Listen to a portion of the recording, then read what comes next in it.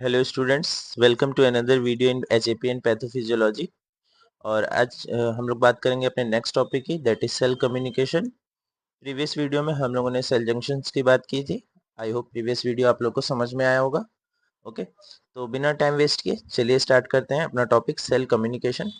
Communication जो word है, communication word से आप लोग को यहाँ पर क्लियर हो रहा होगा कि कम्युनिकेशन वर्ड का मतलब होता है to communicate between two persons, two things, और here we are talking about the communication between two cells. Okay, so actually में यहाँ लिखा हुआ इंट्रोडक्शन में, cell communication is the process by which the cell receive, interpret and response to the signal. Cell communication एक ऐसा process है जिसके द्वारा सेल जो है सिग्नल्स को रिसीव करती है, उन सिग्नल को इंटरप्रेट करती है, अपनी लैंग्वेज में कन्वर्ट करती है, और इस मैसेज को रीड करने के बाद उसके प्रति रिस्पॉन्ड करती है। ठीक है, फ्रॉम देयर इन्वायरमेंट और फ्रॉम द अदर सेल्स। अब जो भी इन्हें सिग्नल रिसीव हो रहे हैं सेल्स को, वो हो सकता है कि सेल को उसके इन्वायरमेंट से रिसीव हो रहे हो या फिर किसी सेल से रिसीव हो रहे हो। ठीक है, so it is the essential for growth, development and metabolism, immunity and maintenance of homeostasis। ये सेल की ग्रोथ, सेल के डेवलपमेंट, मेटाबॉलिज्म, इम्यूनिटी और मेंटेनेंस के लिए, होमियोस्टेसिस के मेंटेनेंस के लिए जरूरी है। ठीक है, cell communication occurs through the chemical messenger called ligands. Cell communication कुछ केमिकल मैसेंजर के द्वारा होते हैं जिन्हें हम लोग लिगेंड्स कहते हैं, और ये लिगेंड्स कई तरह के हो सकते हैं जिसे अभी हम लोग इस वीडियो में देखेंगे। These ligands binds to an receptor sites।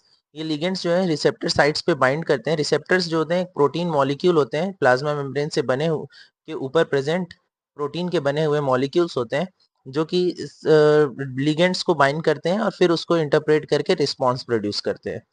Present on the target cell, जिस सेल पे हमें वर्क कराना होगा, उस सेल के प्लाज्मा मेम्ब्रेन के ऊपर प्रोटीन के बने स्ट्रक्चर होंगे जिन्हें हम लोग रिसेप्टर्स कह रहे हैं। ठीक है, this interaction initiates the intercellular signalling. जब इंटरेक्शन होता है एक लिगेंड का रिसेप्टर से, तो इंटरसेलुलर सिग्नलिंग पाथवेज एक्टिवेट होते हैं, फिर सेल जो है रिस्पॉन्स प्रोड्यूस करती है। ओके, सो यहाँ पर क्या होता है कि लिगेंड बाइंड करते हैं किससे? टारगेट से, यानी कि रिसेप्टर प्रोटीन से। और रिसेप्टर प्रोटीन से लिगेंड्स जब बाइंड करते हैं तो फिर दोनों मिलकर इंटरसेलुलर रिस्पॉन्स, इंटरसेलुलर सिग्नलिंग करते हैं, और उस सिग्नलिंग के बाद हमारा रिस्पॉन्स प्रोड्यूस होता है। ओके, तो सेल कम्युनिकेशन एक्चुअली में ये लिगेंड और रिसेप्टर के बाइंड करने के जो डिफरेंट मेथड्स हैं, हम लोग उसी को इस वीडियो में समझने वाले हैं। ठीक है, तो सबसे पहले स्टेप्स ऑफ सेल कम्युनिकेशन कौन कौन से होते हैं? सबसे पहले रिसेप्शन, यानी कि जो भी लिगेंड मॉलिक्यूल है, ठीक है, वो रिसेप्टर पे बाइंड करेगा तो मैसेज रिसीव कर लेगा। ठीक है, फिर है सिग्नल ट्रांसडक्शन। सिग्नल जो भी रिसीव करेगी, जो टारगेट सेल होगी, जो भी सिग्नल रिसेप्टर पे रिसीव करेगी, उसे वो इंटरसेलुलर सिग्नलिंग बायोकेमिकल इवेंट्स में बदलेगी। ठीक है, इंटरसेलुलर उसे इंटरप्रेट करेगी, इंटरप्रेट करने के बाद रिस्पॉन्स प्रोड्यूस होगा। The cell performs the specific function which is secretion, movement, gene expression. ये सारे कुछ फंक्शंस जो है सेल परफॉर्म करेगी, यानी कि उसके प्रति रिस्पॉन्ड करेगी। ठीक है, तो ये सबसे पहला स्टेप है कि लिगेंड रिसेप्टर पे बाइंड करेगा, स्टेप नंबर 1। फिर इंटरसेलुलर सिग्नलिंग होगी, सेल अपने आप को इंटरप्रेट करेगा उस सिग्नल को, और फिर स्टेप नंबर 3 यानी रिस्पॉन्स प्रोड्यूस करेगा। ठीक है, general scheme of cell communication यही मैंने जो अभी लिखा है। सेल सिग्नलिंग होगी, मॉलिक्यूल सेल सिग्नल, जो भी सेंडर सेल होगी, जो भी हार्मोन या जो भी लिगेंड वो सिक्रेट करना चाहती होगी, वो सेल सिग्नलिंग करेगी। फिर वो मॉलिक्यूल जो है ट्रेवल करके रिसेप्टर तक जाएगा, रिसेप्टर उसे ट्रांसड्यूस करेगा यानी इंटरप्रेट करेगा, और इंटरप्रेट करने के बाद रिस्पॉन्स प्रोड्यूस होगा। ठीक है, तो हम लोग एक्चुअली में इसे स्टेप नंबर 1 कह रहे हैं, इसे स्टेप नंबर 2 और इससे स्टेप नंबर 3। ओके, तो ये कुछ जो फर्स्ट है, जो सेंडर सेल है, ठीक है, वो कुछ ना कुछ लिगेंड या मॉलिक्यूल रिलीज करती है, वो रिसेप्टर पे जाके बाइंड होता है। ठीक है, the signal must be specific for a target cell, must have a appropriate receptor to respond. अगर कोई टारगेट सेल है तो उसके पास एक रिसेप्टर होना चाहिए जिसपे सिग्नल जो है जाकर बाइंड करे, यानी लिगेंड जो है वो बाइंड करे और उससे हमारा एप्रोप्रिएट रिस्पॉन्स जो है वो प्रोड्यूस हो। For example, insulin regulate the blood glucose level. Insulin जो है ब्लड ग्लूकोज लेवल को मेंटेन करता है, ये भी एक हार्मोन है, और हार्मोन एक तरह का लिगेंड ही होता है। ओके, तो ये भी एक तरह का लिगेंड ही है जो कि हमारे ब्लड में ग्लूकोज लेवल को मेंटेन कर रहा है। Neurotransmitter transmit the nerve impulses, growth factors, cytokinin, ये सभी एग्जांपल्स हैं लिगेंड की जो कि एक पर्टिकुलर साइट पे जाकर बाइंड करते हैं और हमारे सेल से डिजायर्ड आउटपुट प्रोड्यूस कराते हैं। ठीक है, अब टाइप्स की बात करें जो कि हमारे सिलेबस के अकॉर्डिंग हमें 4 टाइप के सेल सिग्नलिंग पढ़नी है। सबसे पहला है कॉन्टैक्ट डिपेंडेंट, पैराक्राइन, सिंपैटिक और साइनेप्टिक सॉरी, और फिर है एंडोक्राइन। ठीक है, तो कॉन्टैक्ट डिपेंडेंट, पैराक्राइन, साइनेप्टिक और एंडोक्राइन 4 तरह की सिग्नलिंग जो है हमें पढ़नी है। तो ये सभी अलग अलग मैकेनिज्म से होते हैं, उन्हें वन बाय वन समझ लेते हैं। ठीक है, तो सबसे पहले हमारे सिलेबस के according contact dependent, that is juxtacrine signalling. ठीक है, कॉन्टैक्ट डिपेंडेंट, आपको नाम से ही पता चल रहा होगा कि दो चीजें आपस में कांटेक्ट करेंगी, यानी कांटेक्ट पे टोटली डिपेंड है इस तरह की सिग्नलिंग। ठीक है, कांटेक्ट डिपेंडेंट सिग्नलिंग मैं आपको एक बार यहाँ पर ओवरव्यू में समझाता हूँ कि अगर ये एक सेंडर सेल है, ठीक है, जो कुछ ना कुछ सिग्नल जो है सेंड करना चाहती है, ठीक है, और ये एक रिसीवर सेल है, this is a receiver cell. Okay, तो यहाँ पर क्या है कि इसके पास सेंटर सेल हमेशा लिगेंड रिलीज करती है, बट यहाँ पर कुछ रिलीज नहीं कर रही है, इसके सरफेस पे भी लिगेंड प्रेजेंट है। Okay, this is a ligand जो कि सेल के सरफेस पे प्रेजेंट है, और ये रिसेप्टर जो कि इसके प्लाज्मा मेम्ब्रेन पे प्रेजेंट है। ठीक है, और इन दोनों के लिगेंड और रिसेप्टर्स आपस में इंटरेक्ट कर रहे हैं bye touching each other by the physical contact. यहाँ दोनों के बीच में यहाँ पर कांटेक्ट होगा, जब दोनों के लिगेंड और रिसेप्टर आपस में एक दूसरे से कांटेक्ट करेंगे तो फिर इस रिसेप्टर सेल के अंदर, यानी जो रिसीवर सेल है, जो रिसेप्टर सेल है, उसके अंदर इंट्रासेलुलर सिग्नलिंग होगी, यानी कि जो ट्रांसडक्शन जिसे हम लोग कह रहे हैं, ट्रांसडक्शन होंगे, फिर उसके बाद ये सेल हमारी रिस्पॉन्स प्रोड्यूस करेगी। ओके, तो यहाँ पर कॉन्टेक्ट डिपेंडेंट इसलिए कह रहे हैं क्योंकि लिगेंड जो है वो रिलीज नहीं हो रहा है, लिगेंड सेल के सरफेस पे ही मौजूद है, और वो जो है रिसीवर सेल के कांटेक्ट में आने के बाद direct cell to cell contact, यहाँ लिखा भी हुआ है cell to cell direct contact होता है, फिर यहाँ पर जो है हमारा रिस्पांस प्रोड्यूस होता है। चलिए एक बार देख लेते हैं। Contact dependent signalling occur when the signalling molecule remain attach to the surface of one cell. जो सिग्नलिंग मॉलिक्यूल है एक सेल के सरफेस पे ही अटैच होता है, वो रिलीज नहीं होता है, and directly interact with the receptor on adjacent cell, जो कि दूसरे सेल के रिसेप्टर पे डायरेक्टली अटैच हो जाता है, ज्वाइन कर लेता है। ठीक है, आगे है physical contact between the cell is necessary. यहाँ पर सेल के बीच में फिजिकल कांटेक्ट होना नेसेसरी है फॉर सिग्नल ट्रांसमिशन, जिससे फिजिकल कांटेक्ट से लिगेंड और रिसेप्टर बाइंड होते हैं और सिग्नल का ट्रांसफॉर्मेशन हो जाता है। This type of communication is important during the embryonic development, tissue organisation and immune responses. इन तीनों टाइप में, इन तीनों फेजेस में ये जो रिस्पॉन्स है, इस तरह का रिस्पॉन्स सिग्नलिंग जो है जरूरी होता है। मैकेनिज्म सिंपल मैकेनिज्म है, आप लोग समझ पा रहे होगे कि एक सेल के ऊपर लिगेंड प्रेजेंट है और वो लिगेंड जो है दूसरे सेल पे डायरेक्टली बाइंड कर जा रहा है। ठीक है, एग्जाम्पल है नॉच डेल्टा सिग्नलिंग जो कि एम्ब्रियोनिक डेवलपमेंट में होता है, और हमारा इम्यून सेल एक्टिवेशन, जैसे ही हमारी डब्ल्यूबीसी में एसीपीज होती हैं, एंटीसेन प्रेजेंटिंग सेल्स होती हैं, जब भी ये किसी फॉरेन पार्टिकल को किल कर देती हैं तो उसको अपने सरफेस पे ही रिप्रेजेंट करती हैं, इसीलिए इनको एपीसी कहते हैं, antigen presenting sales.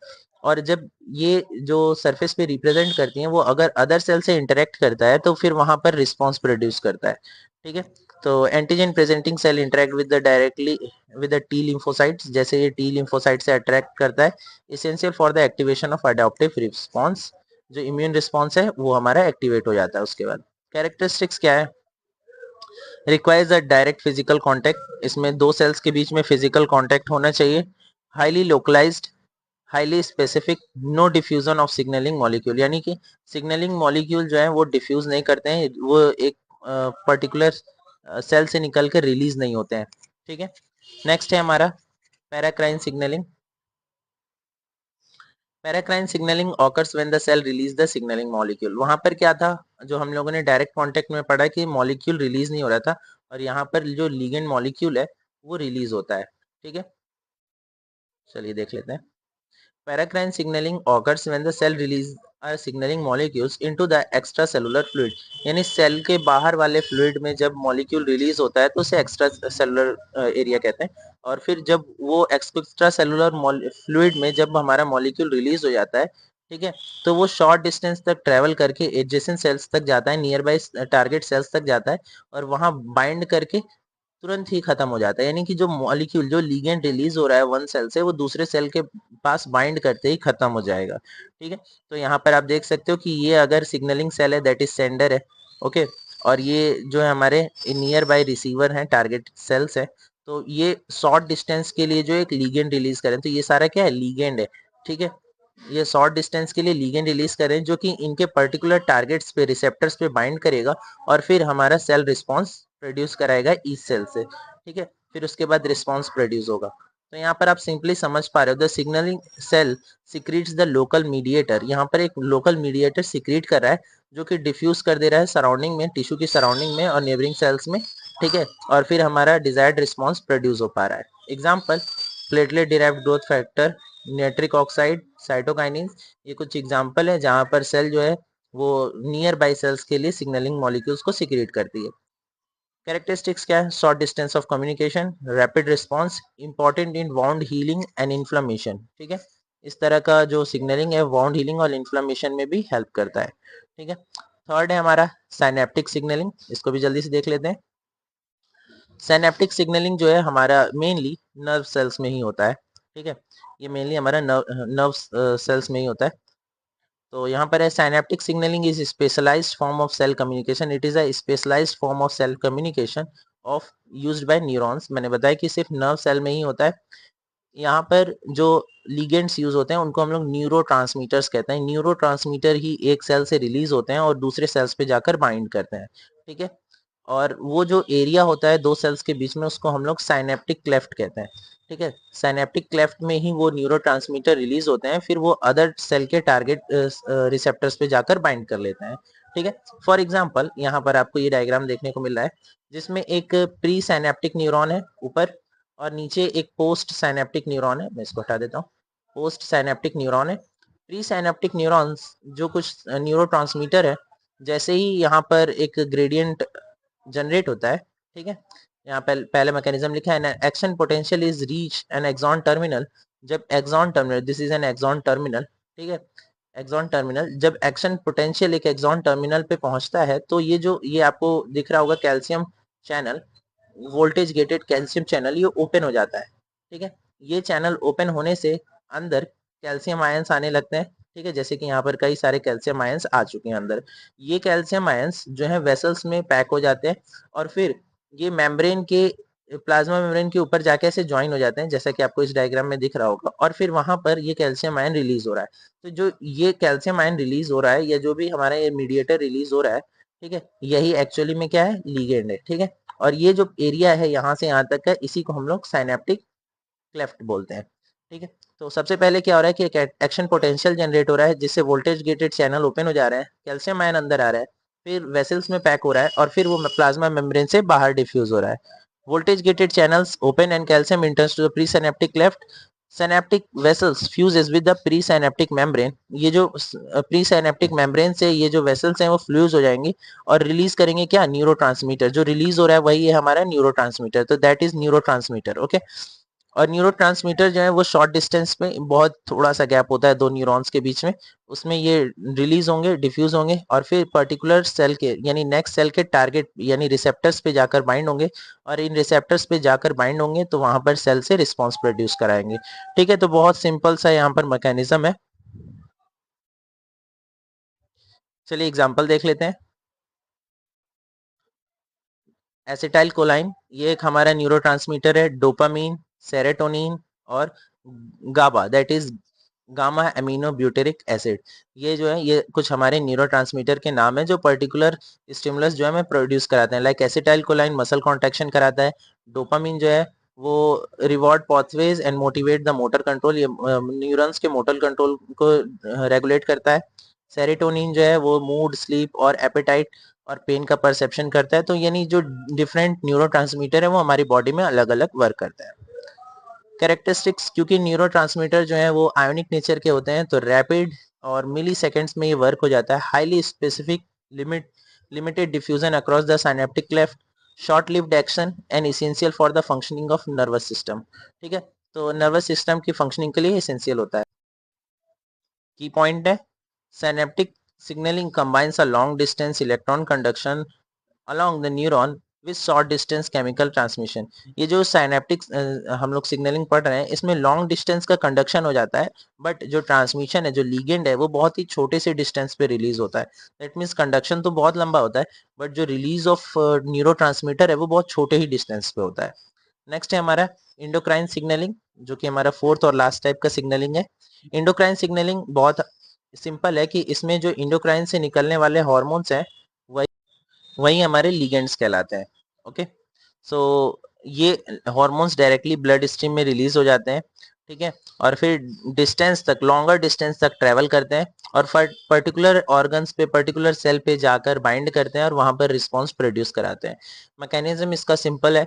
Endocrine glands की सेल्स जो है वो रिलीज कर रही हैं एक हार्मोन, जो कि हमारे यहाँ पर लिगेंड्स कहलाएगा, ठीक है, और ये लिगेंड लॉन्गर डिस्टेंस तक ट्रेवल करके, ब्लड स्ट्रीम के जरिए लॉन्गर डिस्टेंस तक ट्रेवल करके हमारे पर्टिकुलर टारगेट्स रिसेप्टर पे बाइंड करेगा और फिर सेल से रिस्पांस प्रोड्यूस कराएगा। तो यहाँ पर मैकेनिज्म सिंपल है, लिगेंड जो है वो हार्मोन है और लॉन्गर डिस्टेंस में ट्रेवल कर रहा है through blood stream. Okay, hormones is released into the bloodstream. Hormones is transported at a distance target cells. Hormones bind to the specific receptor on target cell and intracellular signaling occurs and produces the response. यहाँ पर endocrine gland से जो secrete हुए वो हमारे hormone है। Hormone जो है ब्लड स्ट्रीम में मिक्स हो रहे हैं, फिर ट्रांसपोर्ट हो रहे हैं लॉन्गर डिस्टेंस तक और फिर वहां पर पर्टिकुलर सेल के टारगेट रिसेप्टर्स पे बाइंड हो रहा है और फिर रिस्पांस प्रोड्यूस करा रहे हैं। तो एक सिंपल सा ये मैकेनिज्म है। एग्जाम्पल इसका इंसुलिन हो जाएगा, secreted by beta cells of pancreas. Beta cells of Langerhans pancreas से सिक्रीट होता है और ब्लड में मिक्स होकर ग्लूकोज लेवल को प्रमोट करता है, ठीक है। थायरॉक्सिन, T4 और भी बहुत सारे जो हमारे इंडोक्राइन ग्लैंड्स है, हमारी बॉडी का पूरा इंडोक्राइन सिस्टम होगा। जो लोग बायो से पढ़े होंगे वो जानते होंगे कि अलग अलग ग्लैंड्स जो हैं वो अलग अलग पिट्यूटरी से निकलने वाले हार्मोन्स और अलग अलग ग्लैंड से निकलने वाले हार्मोन्स ब्लड स्ट्रीम में ही ट्रेवल करके एक पर्टिकुलर साइट तक जाते हैं और वहां पर अपना एक्शन प्रोड्यूस करते हैं, ठीक है। एड्रेनलिन, जिसको हम लोग इपिनेफ्रिन भी बोलते हैं, ठीक है। तो ये बहुत सिंपल है। इसके कुछ कैरेक्टरिस्टिक्स हैं, उन्हें भी देख लेते हैं। लॉन्ग डिस्टेंस कम्युनिकेशन, सेल जो है लॉन्ग डिस्टेंस कम्युनिकेशन इजीली कर पाती है। Hormones are transported through the blood stream से हार्मोन ट्रांसपोर्ट होते हैं। Slower onset of action, onset of action slow होता है, मतलब कि थोड़ा सा टाइम लगता है, सेकेंड्स और आवर्स भी लग सकते हैं अपना रिस्पॉन्स प्रोड्यूस होने में। इफेक्ट आर लॉन्ग लास्टिंग, इसका इफेक्ट लंबे समय तक रहता है। Coordinates and activates activities of multiple organs की एक्टिविटी को ब्लड स्ट्रीम में, क्योंकि हार्मोन रिलीज हो रहा है तो मल्टीपल ऑर्गन्स की एक्टिविटी को एक साथ कोऑर्डिनेट कर लेता है। Highly specific only target cell with receptor response, यानी कि भले ही जो हार्मोन है पूरे ब्लड में ट्रेवल कर रहा है, बट जो टारगेट सेल होगी वहीं पर वो अपना एक्शन रिस्पॉन्स जो है प्रोड्यूस करेगा। ये एक कंपैरिजन टेबल है, एक और कंपैरिजन टेबल है, मैं वो आपको दिखा देता हूँ। यहाँ पर आप देख सकते हैं कॉन्टैक्ट डिपेंडेंट, जिसमें दो सेल आपस में फिजिकल कॉन्टैक्ट कर दिए। पैराक्राइन, जिसमें शॉर्टेज डिस्टेंस के लिए लिगेंड यानी लोकल मीडिएटर सिक्रीट होते हैं। सैनेप्टिक जो है हमारा सिग्नलिंग, उसमें न्यूरोट्रांसमीटर जो कि लिगेंड है, जो दो न्यूरॉन्स के बीच में जो सैनेप्टिक क्लेफ्ट होता है वहां पर सिक्रीट होता है। और इंडोक्राइन, जिसमें लॉन्गर डिस्टेंस तक हमारे हॉर्मोन्स ट्रेवल करके जाते हैं। इसमें cell to cell direct contact चाहिए, इसमें जो है वो स्मॉलर एरिया में डिफ्यूजन होता है लोकल मीडिएटर का। इसमें जो है स्मॉलर एरिया में तो डिफ्यूजन होता है बट लंबा ट्रांसमिशन हो सकता है इससे। हॉर्मोन्स जो है लॉन्गर डिस्टेंस तक ट्रेवल करते हैं और टारगेट सेल तक पहुंचते हैं। इसका range direct contact, short distance, synaptic cleft और लॉन्ग डिस्टेंस, ठीक है। एग्जांपल आप लोग को यहाँ पर लिखे हुए मिल जाएंगे। Notch delta, nitric oxide, cytokinins, acetylene, dopamine, serotonin, insulin, thyroxine और एड्रेनालिन, ये सब एग्जांपल है। इस टेबल से आप इसको याद रख सकते हैं, ठीक है। और बाकी यहाँ पर कंक्लूजन है, आप इसको एक बार देख लेंगे। की टेकअवेज में लिखा हुआ है डिफरेंट सेल्स के टॉक करने का तरीका अलग अलग होता है। सम टॉक बाय टचिंग, कुछ सेल्स जो है टच करके टॉक करती हैं, लाइक हमारा कॉन्टैक्ट डिपेंडेंट, ठीक है। Some by releasing a chemicals, local chemicals like हमारा paracrine, okay. Some using a neurotransmitter like synaptic, and some sending the hormones to the longer distance through bloodstream, that is हमारा endocrine, ठीक है। तो ये आप याद रख सकते हैं कि सेल के बात करने का जो तरीका है वही है आपस में cell communication, okay. I hope आपको ये वीडियो समझ में आया होगा। Thanks for watching this video. Thanks students.